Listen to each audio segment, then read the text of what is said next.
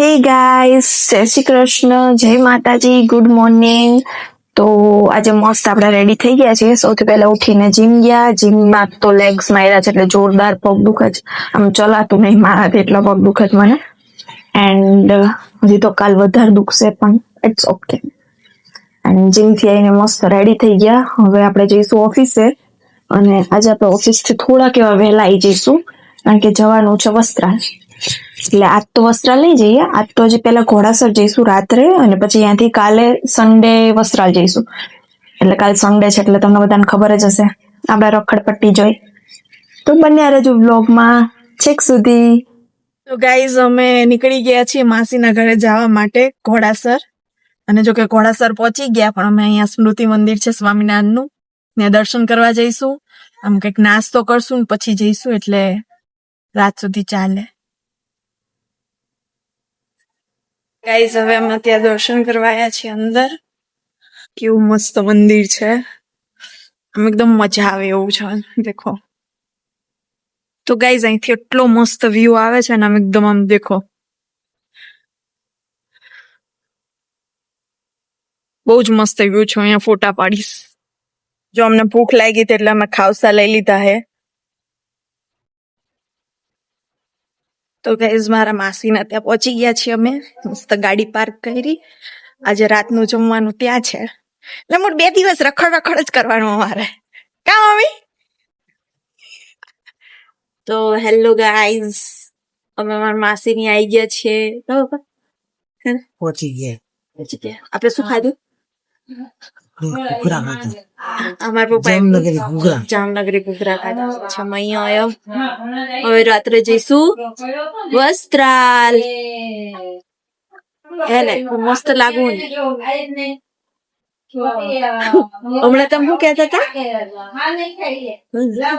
ના, હું મોઢું ધોતી હતી તારે. કૌવા કિતના ભી साबुन लगा ले तो वो हंस नहीं बन सकता. હું થોડી કૌવા આવું પણ હું તો મસ્ત નહીં લાગતી. હું કેવાનું મસ્ત લાગુ એવું ના કહેવાય. કોણ નહીં લાગતી ન કહેવાય. કોણ નહીં લાગતી પણ બ્યુટી.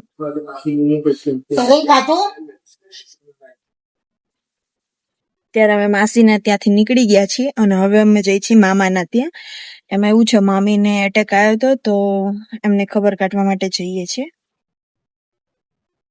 તો ગાઈઝ આજે છે સન્ડે અને આજે અમારે ફરીવાર રખડવાનું છે. એટલે આજે જો મામીના ત્યાં તો અમારે બપોર જમવાનું ત્યાં છે, બટ અત્યારે અમે ગામડેથી જીરું ને એવું બધું લાયા હતા તો એક ભાઈને દેવાનું છે એટલે એમના ત્યાં દેવા જઈશું. પછી પાછા આવશું જમવા, પછી જઈશું મામાની છોકરીને ત્યાં.